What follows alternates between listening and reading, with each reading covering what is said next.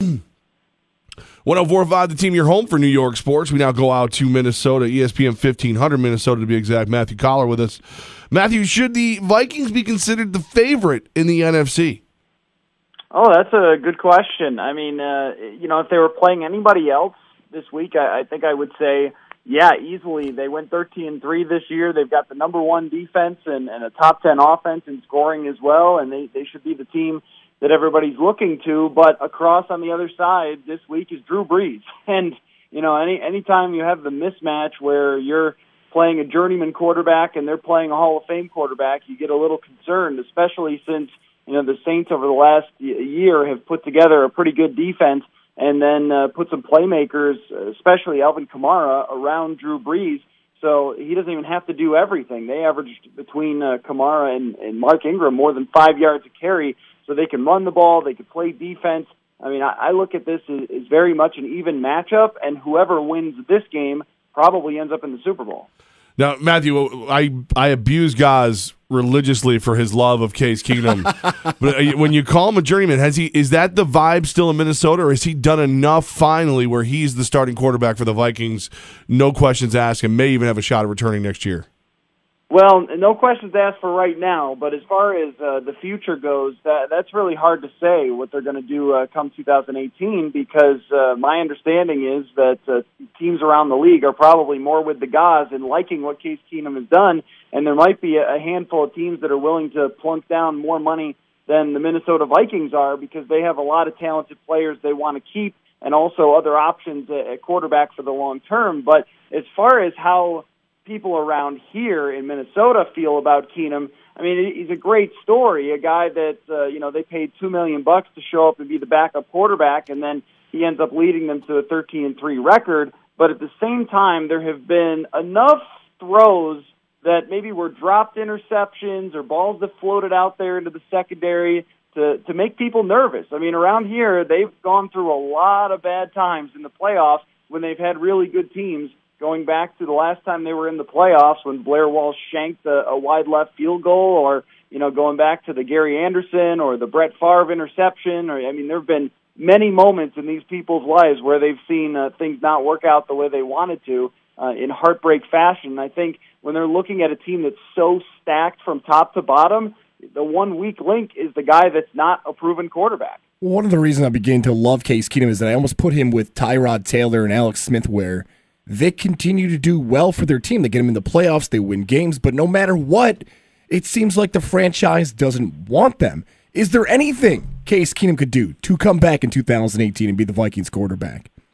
Yeah, well, I think there's a few ways that could happen. Number one, if they win the Super Bowl, I think it would be hard for the Vikings to just say, bye, Case, see you later, thanks for all the memories.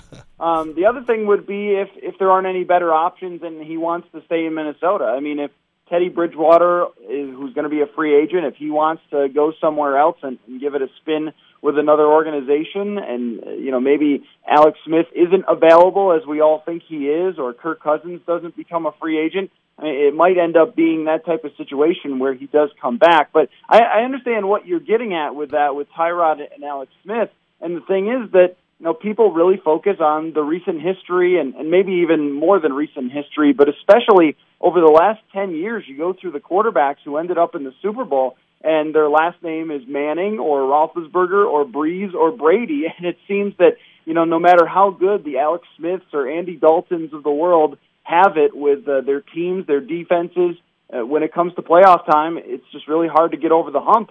And if they don't this year, if they lose this game or they lose in the conference championship, I think the Vikings will probably say to themselves, yep, we had the team to win it, and maybe it wasn't the quarterback who was good enough, because in this league you need the elite quarterbacks to actually get there. ESPN 1500 Minnesota's Matthew Coller with us right now on 104.5 The Team. Matthew, when you talk about Teddy Bridgewater, with that injury, I was sure that the guy may never play again, and now he's a legitimate factor in deciding who the Vikings starting quarterback is going to be for the future?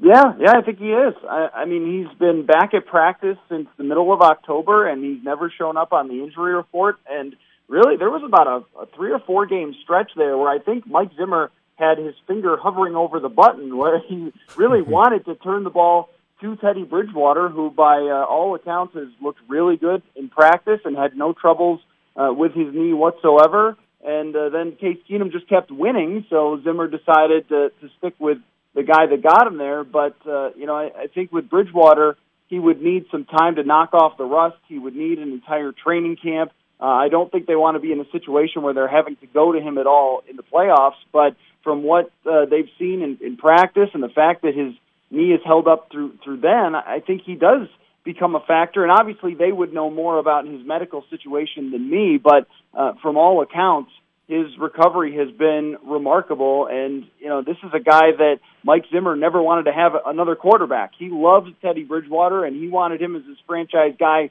all along. It just got taken away from him for a year there because of the injury, but it wouldn't surprise me at all if Zimmer wanted to turn back to Teddy Bridgewater if their physicians believed that his knee was going to be able to hold up. I think one of the lost storylines of the Vikings of this season is the injury to Dalvin Cook. Dalvin Cook was on fire at the start of the season. One of the best running backs in the NFL. He's out for the year. It's Latavius Murray and Jerick McKinnon. Are you surprised the Vikings were able to stay so consistent with the loss of Dalvin Cook throughout the year? I think I would have been had they not signed Latavius Murray. But, it was kind of with Dalvin Cook, a situation where they never expected Dalvin Cook to be on the draft board, and you saw why in those first 4 games. I mean, just an unbelievable talent, and only really dropped because of concerns about the character, which have been pretty quickly proven that they shouldn't have been that big of a concern. But, they signed Latavius, who had been a Pro Bowler in 2015, with the idea that they would have a tandem of he and Jerick McKinnon, and that's eventually how it worked out. The other thing is that the offensive line has been really good. I mean, especially in the run game, they completely revamped the offensive line. They got guys who are more athletic, who could move a little bit better, so they could produce in the screen game. They could grind it out when they needed to at times, and they could score at the goal line. That was one of their biggest issues in 2016. So I think that Latavius Murray has had a huge role in this team being as good as they are, and he certainly will have to because this team relies a lot on play action. So if they're going to beat the Saints, I think first they're going to have to run the ball with Murray. We'll have you predict a game here in a second, but first I'm going to ask you the question about what it was like for you as a Western New York native to finally watch your Buffalo Bills get back to the playoffs.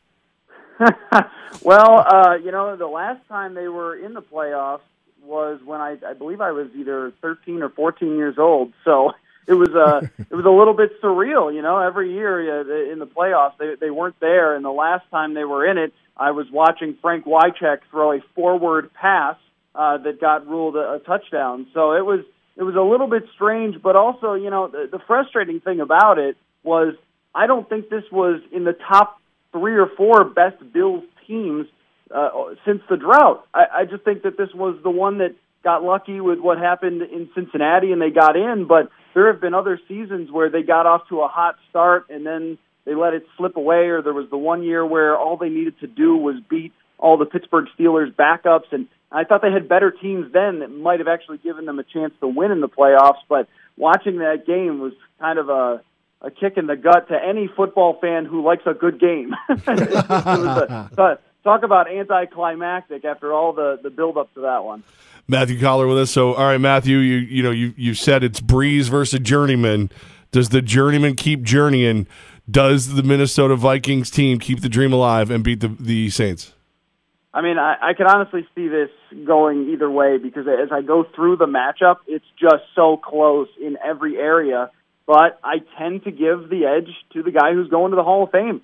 I mean, even though the Vikings have the home field advantage, even though they beat Breeze earlier this year, he's one of the best quarterbacks to ever line up under center. And in the playoffs, those guys tend to win out. So I could see this one being something like 21-17 or like a really, really close and great instant classic game. But in those games, often the Hall of Famer comes out. So I think they would give the slight edge to the Saints.